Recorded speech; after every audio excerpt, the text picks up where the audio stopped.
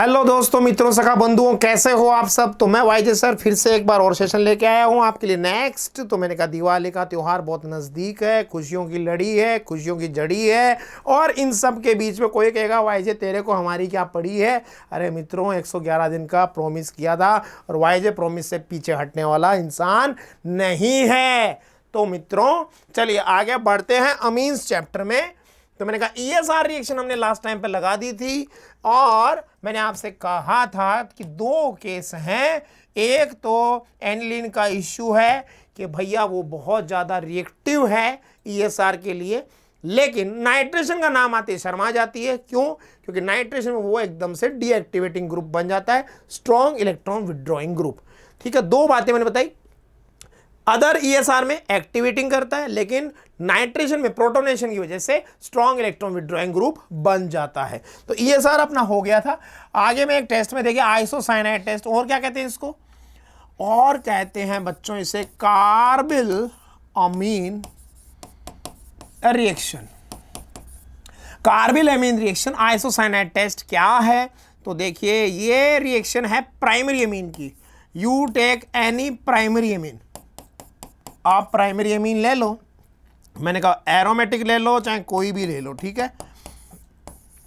Take primary amine and its reaction with chloroform. जब हमने halogen derivative पढ़ा था तब भी मैंने आपको बताया था कि क्लोरोफॉर्म की दो रिएक्शन है, एक है राइमर-टिमान रिएक्शन और एक है आइसोसाइनाइड टेस्ट। तो क्या होगा, यहां से मैंने कहा H, यहां से Cl, और मैंने कहा HCl, क्या निकल रहा है HCl, और HCl क्या है, एसिड है। तो मेरे प्यारे कबूतरों, मैंने कहा यहाँ पे आपको बेस लेना होगा एल्कोहलिक OH, जो कि एक स्ट्रॉन्ग बेस है, उसके साथ में गर्म करोगे तो मैंने कहा आइसोसाइनाइड बनेगा, साथ में जो मैंने कहा सॉल्ट्स बन जाएंगे KCl प्लस H2O। अब ये रिएक्शन इंपॉर्टेंट कैसे हो गई कि ये जो आइसोसाइनाइड बना है, ये जो मेरे मित्रों आइसोसाइनाइड बना है, इसमें आती है पंजेंट स्मेल, और you can say fall smell आती है, बहुत भयंकर इसमें दुर्गंध आती है। इसीलिए इस टेस्ट से प्राइमरी अमीन फंक्शनल ग्रुप को डिटेक्ट किया जाता है। फिर सुन लीजिए, लेबोरेटरी में functional group detection of primary amine done with the help of isocyanide test. Okay, चलिए कमेंट करके ये बता दीजिएगा कि तीनों अमीन में अगर आपको डिफरेंस करना हो तो कौन सा टेस्ट काम में लोगे। चलो भैया, एक और रिएक्शन आ गई, diazotisation, that is the reaction of nitrous acid. Nitrous acid की रिएक्शन है अमीन्स के साथ। देखो NaNO2 लैब में एक सॉल्ट हमें मिल जाता है, और इसकी रिएक्शन जब HCl से कराते हैं तो इन सिचुएशन तुरंत मैंने कहा आपको मिलता है नाइट्रस एसिड। बच्चे पूछते हैं कि सर तुरंत क्यों बनाते हैं? क्योंकि नाइट्रस एसिड हाईली क्या होता है, अनस्टेबल होता है, और आगे डिसप्रपोर्शन कर जाएगा। नाइट्रस एसिड आगे डिसप्रपोर्शन कर जाएगा नाइट्रिक एसिड में एंड लोअर ऑक्साइड में, इसीलिए मैंने कहा उसको तुरंत बनाया जाता है। ठीक है, अब क्या रिएक्शन है मित्रों, देखिए ये बहुत ही अच्छी रिएक्शन। पहले मैं एलिफेटिक प्राइमरी अमीन की लिखता हूं, ठीक है, क्योंकि अगर आपको कोई कह दे कि अमीन वाले चैप्टर से बाहर आना है, अमीन से बाहर निकलना है, तो इस घर से निकलने का एक बहुत ही अच्छा रास्ता है, ज़्यादा अमीन की रिएक्शन नहीं है। इस घर से निकलने का एक अच्छा रास्ता है कि भैया आप चुपचाप डाइएजोटाइजेशन करा के भाग लो। देखो कैसे, तो भैया जी मैंने कहा, आपने लिखा NaNO2 प्लस HCl यानी नाइट्रस एसिड, तो मैंने कहा भाई स्टेबल प्रोडक्ट जो बनेगा उससे पहले मैं इंटरमीडिएट लिख देता हूं। ये डाइएजोनियम कंपाउंड जो आपको मिल रहा है, समझ लीजिए, ये डाइएजोनियम कंपाउंड जो आपको मिल रहा है, समझ लीजिए ये अनस्टेबल है, एलिफेटिक है, इसलिए हाईली अनस्टेबल है। एलिफेटिक डाइएजोनियम सॉल्ट, बड़ा प्यारा क्वेश्चन है। Aliphatic diazonium salts are highly unstable, ठीक है। और भैया ये हाइड्रोलाइज हो जाता है, ये तुरंत हाइड्रोलाइज हो जाएगा, नाइट्रोजन गैस निकल जाएगी और मैंने कहा प्रोडक्ट मिलेगा आपको एल्कोहल। एल्कोहल आपको प्रोडक्ट मिलेगा, नाइट्रोजन गैस निकल गई, HCl निकल गया। एलिफेटिक प्राइमरी अमीन अगर आप ले रहे हो उसका डाइएजोनियम सॉल्ट अल्कोहल में कन्वर्ट होता है। तो रास्ता निकलने का समझ में आया? आपको अमीन से निकलना है, आप अल्कोहल बना के निकल जाओ डाइएजोनियम सॉल्ट बना के। इसी रिएक्शन को मैंने कहा बहुत ही सुंदर तरीके से यूटिलाइज किया जाता है एरोमेटिक डाइएजोनियम सॉल्ट बनाने के। और ये मेन रिएक्शन है डाइएजोनियम सॉल्ट बनाना। किससे बनाएंगे मेरे बच्चों? एनिलीन से। अब एनिलीन से जो डाइएजोनियम सॉल्ट बनता है, अलग अलग पैटर्न है लिखने के। एरो पे लिख दिया गया HNO2, टेम्परेचर कम रखा जाता है, बर्फ यानी आइस क्यूब्स या फिर हमने कहा चिलिंग मिक्सचर लगा के रखा जाता है। रिएक्शन में टेम्परेचर बढ़ना नहीं चाहिए, तो जाके सॉल्यूशन फेज में, जी हाँ सॉल्यूशन फेज में एरोमेटिक डाइएजोनियम सॉल्ट आपको मिलता है, जिसे हम कहते हैं BDC, बेंजीन डाइएजोनियम क्लोराइड। और ये एक्वस सॉल्यूशन में ही रखते हैं। आप समझ लीजिए, अगर टेम्परेचर बढ़ गया थोड़ा सा भी, या आपने इसको बर्फ लगा के रखा था, बर्फ पिघल गई, या आपने इसको रेफ्रिजरेटर में रखा था और पावर कट हो गया, टेम्परेचर थोड़ा सा भी बढ़ गया मेरे मित्रों सखा बंधुओं, तो गर्म थोड़ा सा होते ही ये ऑटोमेटिक हाइड्रोलाइज हो जाता है और फिनॉल मिल जाएगा। ये ध्यान रखना। तो मैंने कहा इसकी सिंथेटिक इंपॉर्टेंस है, हालांकि ये एलिफेटिक डाइएजोनियम सॉल्ट से ज्यादा स्टेबल है। क्यों ज्यादा स्टेबल है? मैंने कहा बिकॉज इट शोज रेजोनेंस। तो मैंने कहा आंसर क्या है? Due to resonance, aromatic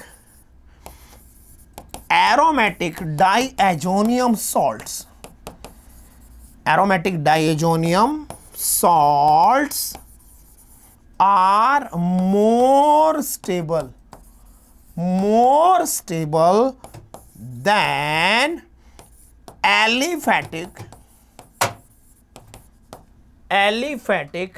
diazonium salt.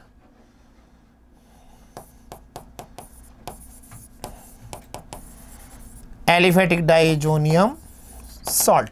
तो भाई मैंने कहा एरोमेटिक में तो रेजोनेंस होता है, एलिफेटिक में रेजोनेंस होता नहीं है। ओके, मरना तो दोनों को है, एक आज मरेगा एक कल मरेगा।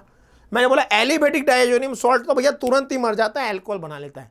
ये क्या है? बर्फ पिघलेगी तब मर जाएगा, फिनॉल बनाएगा।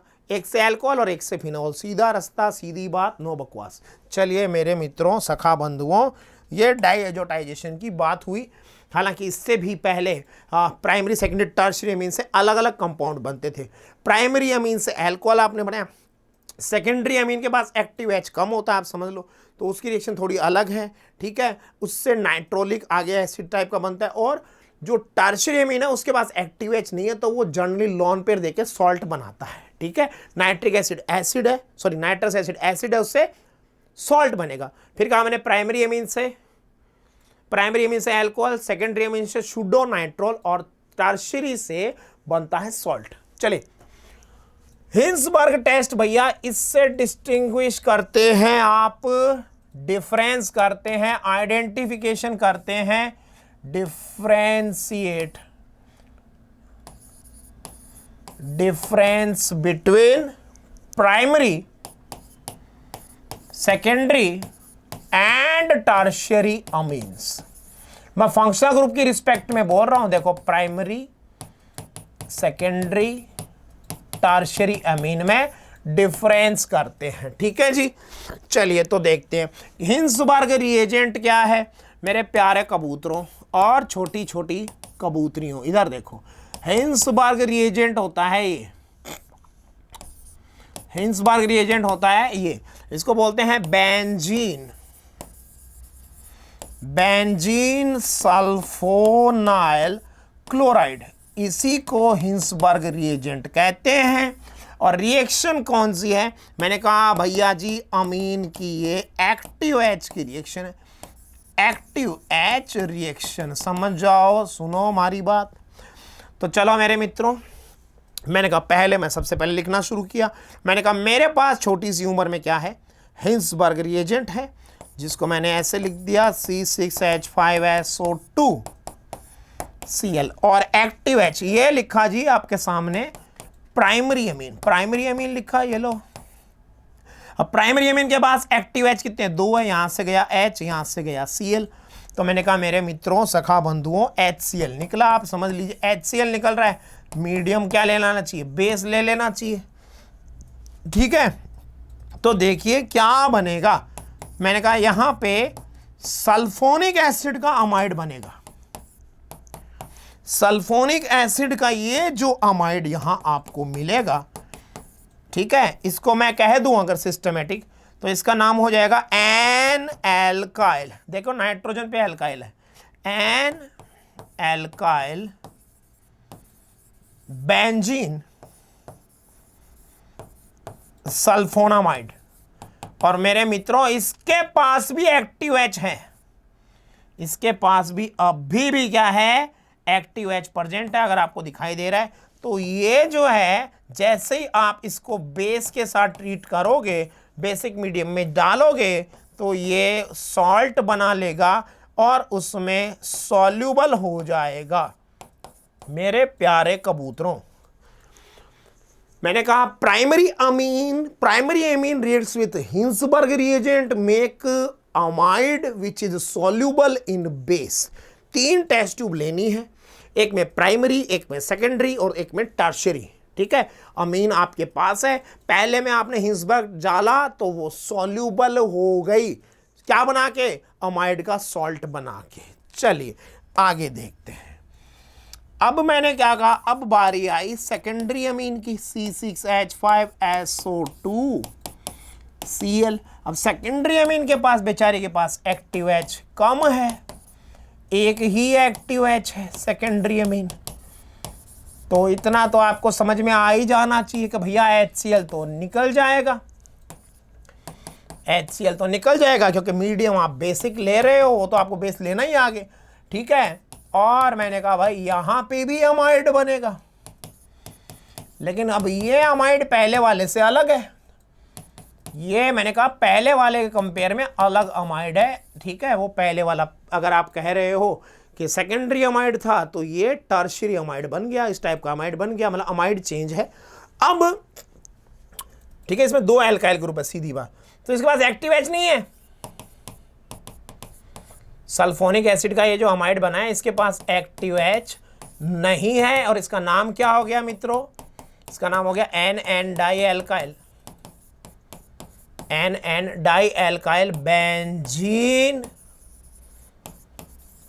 सल्फोनामाइड। आप समझ लीजिए कि जब इसके पास एक्टिव H है ही नहीं, तो ये आगे रिएक्शन कैसे करेगा। तो मैंने कहा इनसॉल्यूबल, ये बेस से रिएक्शन नहीं कर पाएगा, सॉल्ट नहीं बनेगा, तो बेस में इनसॉल्यूबल रहेगा। फिर कहा मेरे पास 3 टेस्ट ट्यूब है, पहली टेस्ट ट्यूब में प्राइमरी अमीन थी, जैसे हिंसबर्ग रिएजेंट डाला तो जो कुछ भी रिएक्शन हुआ सॉल्यूबल मामला था। दूसरी में मैंने कहा इनसॉल्यूबल मामला था, और तीसरी में, दूसरे में पीपीटी आ गया, मतलब पीपीटी आ गया। तीसरे में देखो, तीसरे में मैंने कहा यार टर्शियरी अमीन के पास तो वो चीज है ही नहीं, तो रिएक्शन ही नहीं होगी ना, रिएक्शन ही नहीं होगी टर्शियरी अमीन। तो मैंने कहा नो रिएक्शन, कोई रिएक्शन नहीं होगी, no reaction takes place, done. तो मैंने कहा भाई ये हिंसबर्ग टेस्ट मैंने आपको पूरा अच्छे से बता दिया। अब आया बीडीसी, सेकेंड पोर्शन स्टार्ट हो गया चैप्टर का, बीडीसी बेंजीन डाइजोनियम क्लोराइड। तो मैंने पहले ही आपको बता दिया बनाते कैसे हैं, और मैंने कहा इसकी मेन चीज है सिंथेटिक इंपॉर्टेंस, मेन चीज है इसकी synthetic importance for synthesis, in synthesis किसको बनाने में, जैसे ग्रिग्नार्ड से एलिफेटिक बनता है वैसे ही aromatic, synthesis of aromatic compounds, aromatic compounds. Done.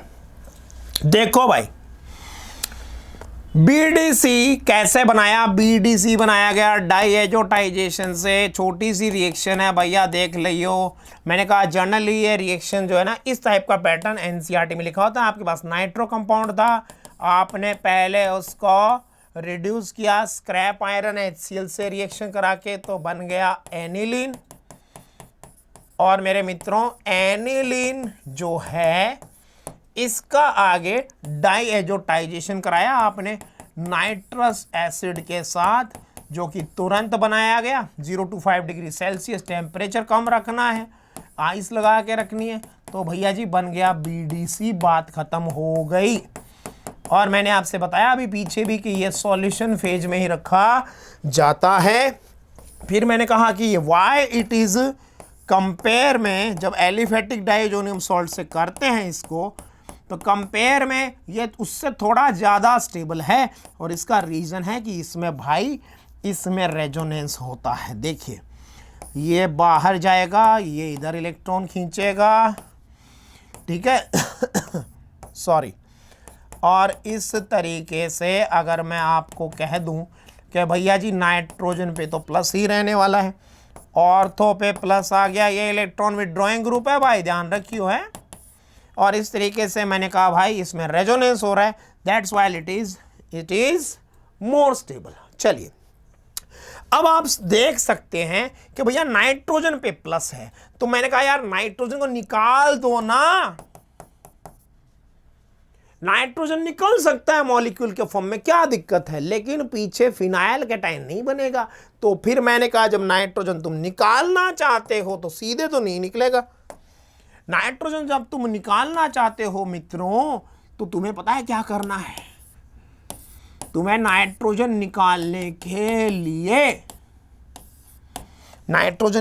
के लिए कोई दूसरा न्यूक्लियोफाइल डालना पड़ेगा। बस यही तो सच्चाई है। एक न्यूक्लियोफाइल दूसरे को हटा देगा छोटी सी उम्र में। ये लो भाई। और इसीलिए लेडीज एंड जेंटलमैन मैंने कहा यहां पे मैकेनिज्म हो जाती है SN2। न्यूक्लियोफाइल दूसरे को हटाएगा तब हटेगा वो, क्योंकि फिनाइल कैटायन बनता नहीं है, तो यहां SN2 मैकेनिज्म लगेगी। चलिए तो मैंने कहा भाई कौन कौन हो सकता है, बहुत सारी इसकी रिएक्शंस हैं, ठीक है। तो पहले फॉर्मेशन मेथड तो डिस्कस हो गया भाई, फॉर्मेशन मेथड डिस्कस हो गया। SN रिएक्शन है ना, SN भी कौन सी, तो मैंने कहा SN2। चलिए अब मैं बारी बारी से आपको फ्लो चार्ट में लिख दूं, ठीक है। क्यों, क्योंकि मैंने कहा भाई फ्लो चार्ट में आपको भी मजा आएगा और मुझे भी मजा आएगा और टाइम भी कट जाएगा, पता ही नहीं चलेगा हंसते हंसते। चलो तो मैंने कहा मित्रों देखिए डाइएजोनियम सॉल्ट है, आपको इन सब के प्रोडक्ट लिखने हैं और साथ ही साथ कमेंट करके ये भी बताना है कि रिएक्शन का नाम क्या है। फ्लो चार्ट चलता रहेगा, क्योंकि चलती का नाम गाड़ी और रुकी तो बड़ी था। तो मैंने कहा भाई HCl प्लस क्यूप्रस क्लोराइड,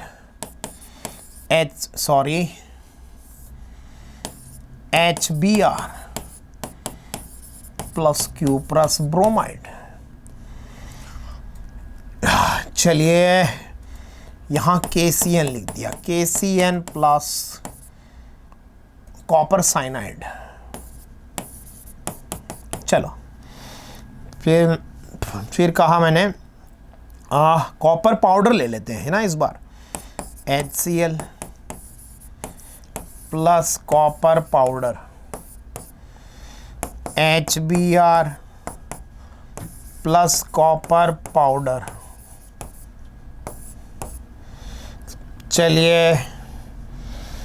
चलिए फिर मैंने कहा भाई KI लिख दूं क्या, चलो KI लिख दिया यहाँ, KI कंप्लीट करेंगे फ्लो चार्ट में, है ना, ठीक है। आगे चलता हूँ, कुछ और भी इंटरेस्टिंग नेम रिएक्शंस हैं, ये सारी बड़ी इंपॉर्टेंट है, ध्यान देना है। देखिए मैंने कहा भाई मेरे पास BDC है N2Cl।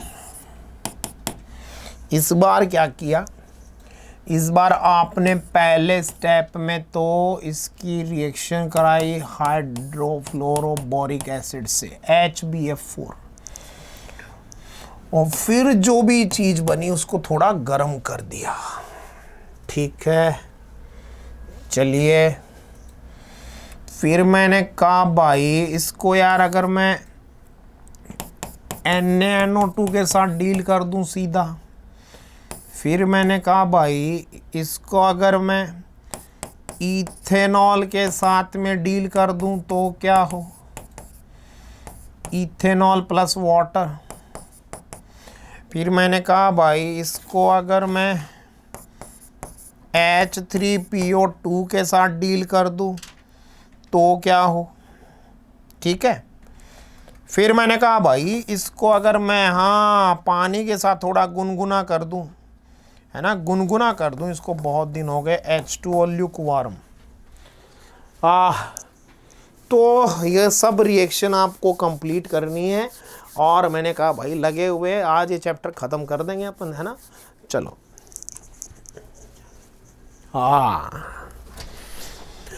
चलो तो देख लीजिए क्या आपको करना है। फ्लो चार्ट मैंने लिख दिया है, सारी SN2 रिएक्शन है, और मैंने कहा डाइएजोनियम ग्रुप उड़ जाएगा इसमें।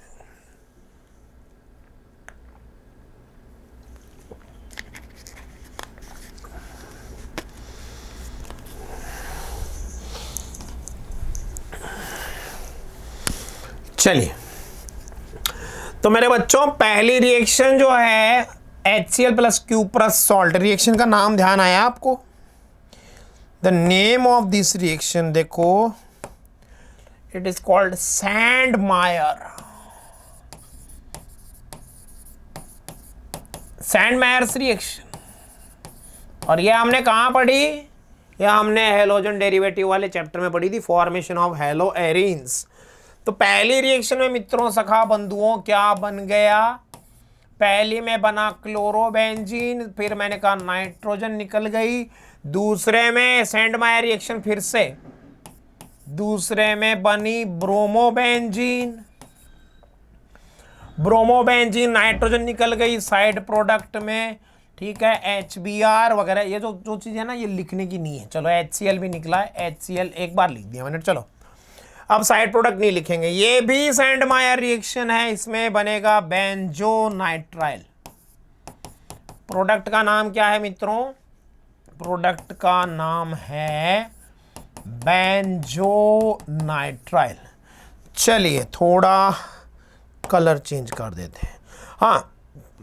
फिर भाई जब कॉपर पाउडर लेते हैं तो रिएक्शन का नाम बदल गया, रिएक्शन का नाम क्या हो जाएगा मित्रों, गैटरमैन रिएक्शन, गैटरमैन रिएक्शन। ठीक है, अब गैटरमैन रिएक्शन में भी प्रोडक्ट तो वही बन रहा है, लेकिन जो यील्ड है प्रोडक्ट की, क्लोरोबेंजीन ब्रोमोबेंजीन, वो सैंडमायर रिएक्शन में ज़्यादा अच्छी यील्ड प्राप्त होती है, यानी प्रोडक्ट ज़्यादा अच्छे परसेंटेज में आपको मिलता है। गैटरमैन रिएक्शन में यील्ड कम मिलती है। ठीक है, KI के साथ में रिएक्शन होगा भाई, हर जगह मैकेनिज्म क्या लग रही है, बार बार कह रहा हूं SN2 लग रही है भाई, आयोडोबेंजीन बन जाएगी छोटी सी उम्र में। चलिए अब अगर मैंने कहा यहां पे आप सॉल्ट भी लिख सकते थे, सोडियम फ्लोरोबोरेट, बात एक जैसी ही है। तो आपने क्या कहा, देखो ये है BDC सॉल्ट फर्स्ट, और इसको एक्सचेंज करके आपने दूसरा सॉल्ट बनाया। अब बच्चे पूछते हैं, आना भी चाहिए दिमाग में कि सर ये दूसरा सॉल्ट क्यों बनाया, ये भी तो BDC ही है। मैंने कहा हाँ BDC ही है, BDC नहीं सॉरी, उसका दूसरा वर्जन है। या भैया पानी में इनसॉल्युबल होता है, आप ऐसा समझ लो क्या होता है, इनसॉल्युबल, इनसॉल्युबल है। आपको जो प्रोडक्ट चाहिए, आपको जो प्रोडक्ट चाहिए वो मैंने कहा आपको ज़्यादा तकलीफ ना हो, नहीं तो पानी में डिजोल्व होया हुआ रहेगा तो प्रॉब्लम क्रिएट करेगा। इसीलिए मैंने ये बना रहा हूँ। यहाँ दूसरा सॉल्ट जो इनसॉल्युबल है इसको छान के अलग कर लेंगे, फिर इसको थोड़ा गर्म कर देंगे तो नाइट्रोजन गैस उड़न छू, और भैया जी पीछे क्या छोड़ जाएगी, पीछे छोड़ जाएगी फ्लोरोबेंजीन। फ्लोरोबेंजीन, फ्लोरोबेंजीन बनाने का ये एकमात्र मेथड है, एनसीईआरटी बुक्स में भी देख लेना। और मैंने कहा फ्लोरीन अगर जोड़ना है कहीं भी तो दो ही रिएक्शन इंपॉर्टेंट है, एक है ये बेंजीन रिंग पे जोड़ने वाली, और दूसरी एक और रिएक्शन जिसको बोलते हैं हम स्वार्ट्स रिएक्शन। चलिए फ्लोरोबेंजीन बन गया भैया, ये तो इसका रिडक्शन हो रहा है, ये तो इसका क्या हो रहा है, रिडक्शन हो रहा है। इथेनॉल का तो हो जाएगा मेरे बच्चों ऑक्सीडेशन एल्डिहाइड में, इथेनॉल ऑक्सीडाइज हो जाएगा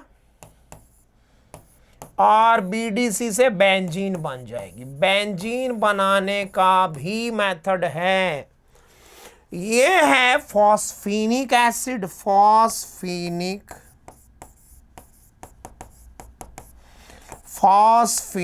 एसिड।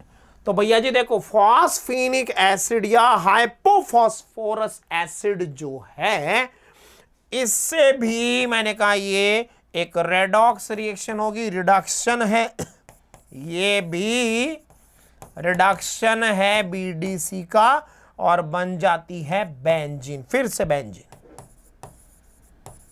और मेरे मित्रों सखा बंधुओं, ये जो लास्ट लिखा है ये हाइड्रोलाइसिस है। मैंने कहा ये हाइड्रोलाइसिस है, पीछे भी मैंने आपसे डिस्कस किया था कि अगर बर्फ पिघल गई तो बीडीसी सॉल्यूशन का रायता फैल जाएगा, और बर्फ पिघलते ही उसका हाइड्रोलाइसिस हो जाता है और फिनॉल बनता है। तो देखो छोटी सी उम्र में क्या क्या बना दिया, chlorobenzene, bromobenzene, iodobenzene, fluorobenzene, nitrobenzene. Nitrobenzene नाम से याद है, नाइट्रोबेंजीन ये रह गई, नाइट्रोबेंजीन रह गई भाई, ये NaNO2 से नाइट्रोबेंजीन, ठीक है। तो बेंजीन सब कुछ बना दिया, इसीलिए इसका सिंथेटिक इंपॉर्टेंस है इस कंपाउंड का, ठीक है जी। चलिए आगे बढ़ते हैं।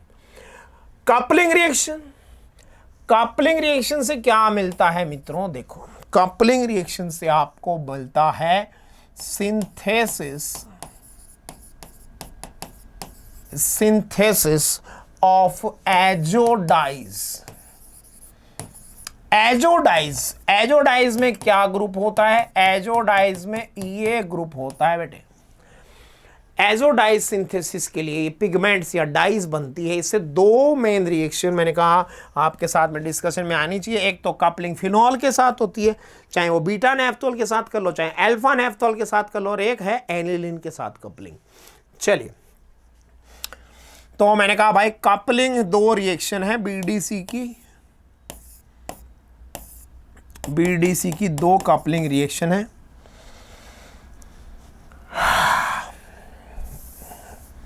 बीडीसी की कपलिंग लिख रहा हूं भाई,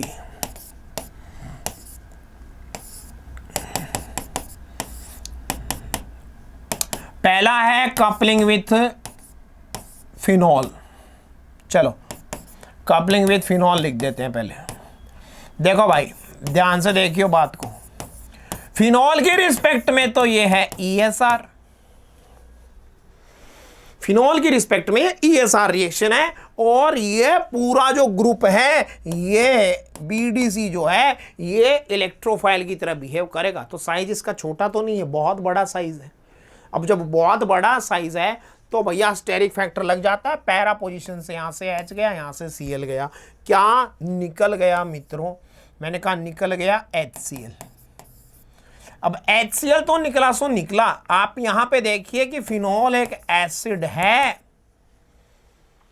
जब आप रिएक्टेंट एसिड ले रहे हैं, सीधी ट्रिक है ऑर्गेनिक में, तो रिएक्टेंट एसिड है तो भैया जी आपको मीडियम लेना चाहिए बेस। तो बेसिक मीडियम में एजोडाई बनेगी, ये एजोडाई आपको मिलेगी।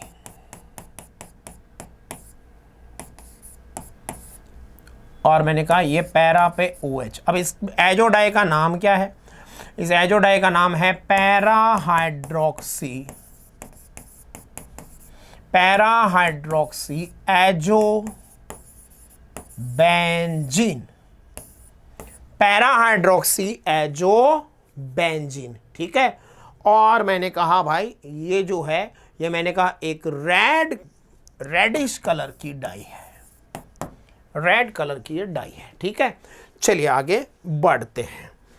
नेक्स्ट में देखिए, नेक्स्ट में मैंने कहा यार ऐसे ही इसकी कपलिंग अगर हम करा दें, इसकी कपलिंग हम करा दें किसके साथ, एनिलीन के साथ, तो भाई ये लीजिए फिर से लिख दिया। इस बार एनिलीन के साथ कपलिंग है, बात फिर से वही है।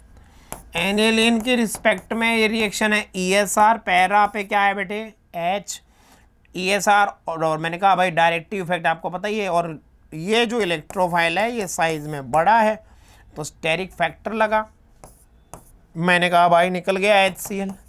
फिर देख लो अब एनिलीन क्या है, एनिलीन है मेरे मित्रों बेस, और बेबे को बेस पसंद है। अब बेसिक मसाला आपने कंपाउंड ले रखा है तो मीडियम यहाँ एसिडिक लेना पड़ेगा। ये लो भाई, और छोटी सी उम्र में काम अपना हो गया। एक और एजोडाई अपनी तो रेडी है, एक और एजोडाई अपनी तो रेडी है। अब इसका नाम है para amino azobenzene, para amino azobenzene, ठीक है। इसको एनिलीन येलो भी कहते हैं, और मैंने कहा भैया ये येलो ऑरेंज कलर की डाई है, येलो ऑरेंज कलर की ये क्या है डाई है, ठीक है।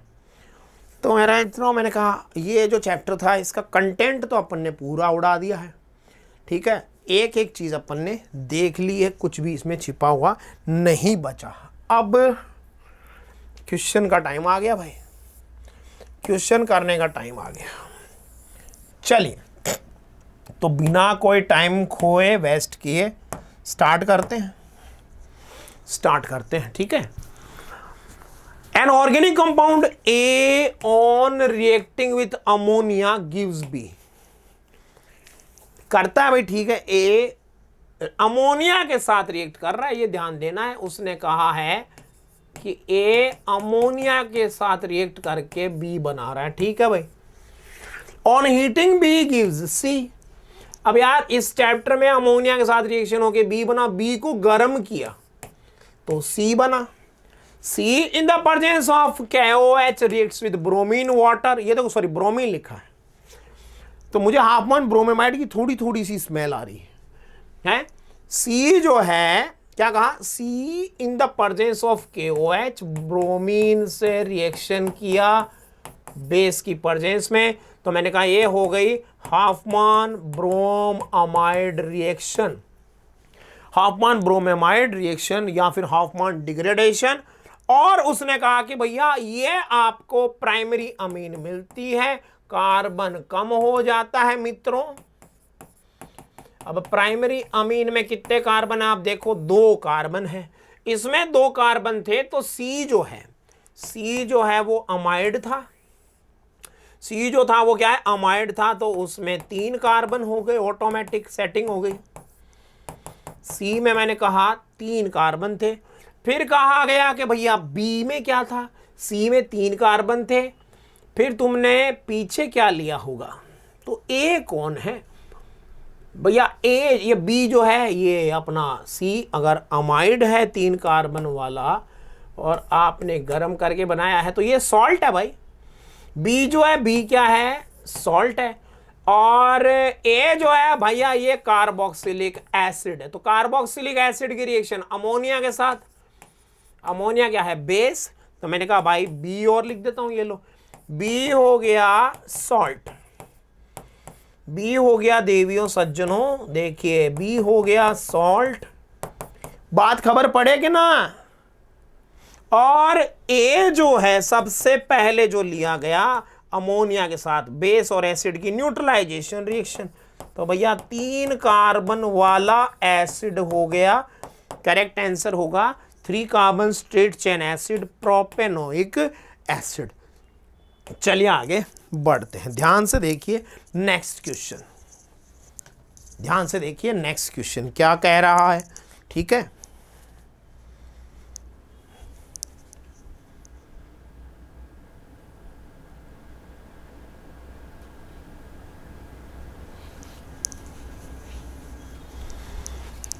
देखा आप लोगों ने, ऑन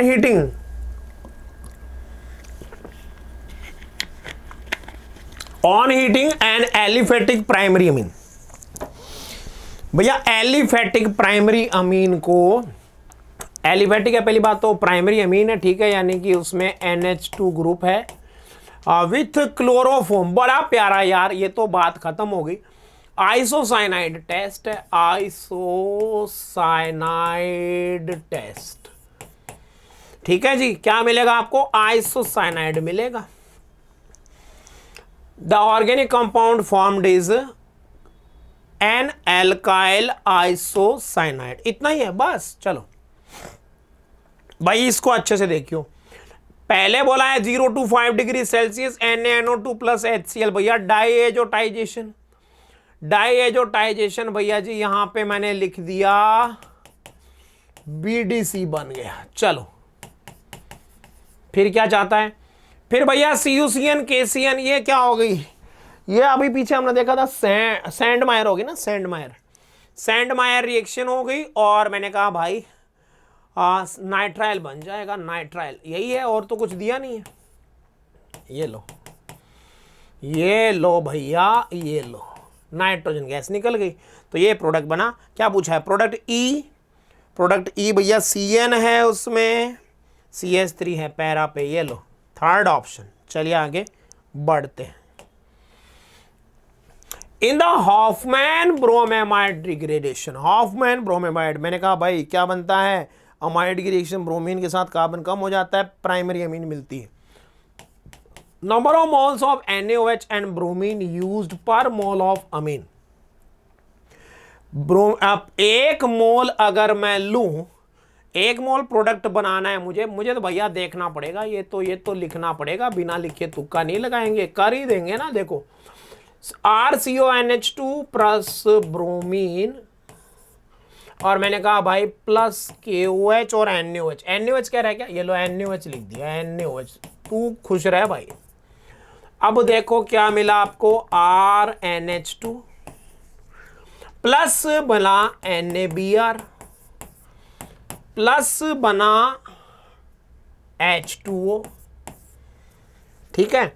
और साथ में कार्बन कम किया ना, कार्बन कम किया तो भैया साथ में बना Na2CO3। सब कुछ लिखना पड़ेगा। अब देखो तो भैया जी यहाँ ब्रोमीन 2, तो मैंने यार ये 2 NaBr कर दिया, सोडियम 4 हो गए। एक बार लिख देता हूं 4 NaOH।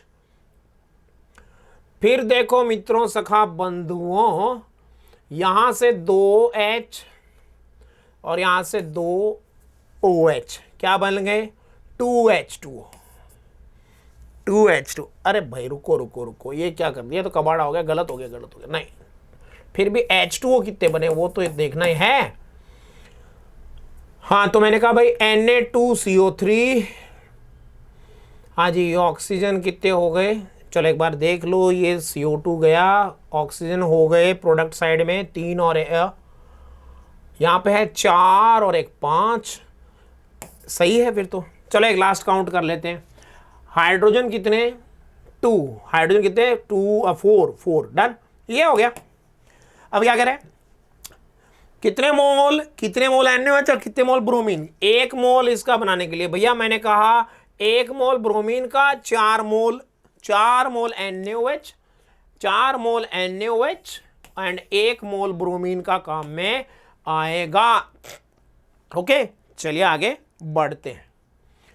Which of the following compound will give significant amount of meta product? Significant amount of meta product during mononitration. मैंने देखो कितनी बार डिस्कस किया आपसे, नाइट्रेशन में पंगा एनिलीन का ही आता है, एनिलीन का। तो भैया ये तो ऑर्थोपैरा डायरेक्टिव एनिलीन का आता है, ठीक है भैया। ये देखो ये एसिड एनिलाइड है, ये तो मैंने आपको समझा ही दिया था। ये भी उसी टाइप का कंपाउंड है, एसिटाइलिनाइड बनाया है फिनॉल का, ये फिनॉल का है, ध्यान दीजिए, ये एनिलीन का है, तो थर्ड ऑप्शन हो गया खत्म। The increasing order of basicity, भैया बेसिसिटी पे पहुंच गए आप, देखो basic nature basicity of the following compound, increasing order, भाई थोड़ी मेरी हेल्प तुम कर दो, थोड़ी मैं तुम्हारी कर देता हूं भाई। ये तो देखो, ये तो एलाइल है, एलाइल, अब इसमें और तो कुछ है नहीं भैया, लॉन पेयर का कोई रेजोनेंस का कोई लफड़ा भी नहीं है, फिर भैया ये लफड़ा हो गया लग रहा है। अब यहाँ पे इसका हाइब्रिडाइजेशन में चेंज आया थोड़ा, देखो ये sp3 था, एक मिनट, और ये सेकेंडरी एमीन बन गई ना, ये sp2 हाइब्रिडाइजेशन आ गया, तो s करेक्टर बढ़ गया, यानी कि लॉन पेयर देने की स्ट्रेंथ कम हो गई, इलेक्ट्रॉन खींचने की स्ट्रेंथ बढ़ गई, देने की स्ट्रेंथ कम हो गई, ठीक है। फिर मैंने कहा यार ये स्ट्रॉन्ग हो गया, ये तो आपको एग्जांपल बता ही दिया मैंने कि देखो इस तरीके से ये स्ट्रॉन्ग हो जाएगा थर्ड, और ये नॉर्मल सेकेंडरी अमीन है। तो मेरे तो कहानी ये समझ में आई कि थर्ड जो है एक्सेप्शनली वो सबसे ज़्यादा स्ट्रॉन्ग हो जाएगा थर्ड। थर्ड के बाद में आएगा फोर्थ, चलो ढूंढो, थर्ड के बाद में फोर्थ, थर्ड के बाद में फोर्थ, भैया एक ही ऑप्शन है थर्ड, थर्ड के बाद में फोर्थ। फिर मैंने कहा वो तो डोनर कैपेसिटी कम हो गई उसकी, फर्स्ट आया और फर्स्ट के बाद में इसके बाद में सबसे वीक हो गया सेकंड, तो थर्ड ऑप्शन जो है वो आपका हो जाएगा, ठीक है, करेक्ट आंसर। कई बार ऐसा भी होता है कि कोई ना कोई क्वेश्चन जो है वो थोड़ा पेचीदा मामला बना देता है, तो मैंने कहा भाई क्वेश्चन काफ़ी है, लेकिन मैंने कहा टाइम की अपनी शॉर्टेज थी, ठीक है। नेक्स्ट लेक्चर में इसके PYQ कंप्लीट कर देंगे, ठीक है, जो आगे बचे हैं। Thanks for joining.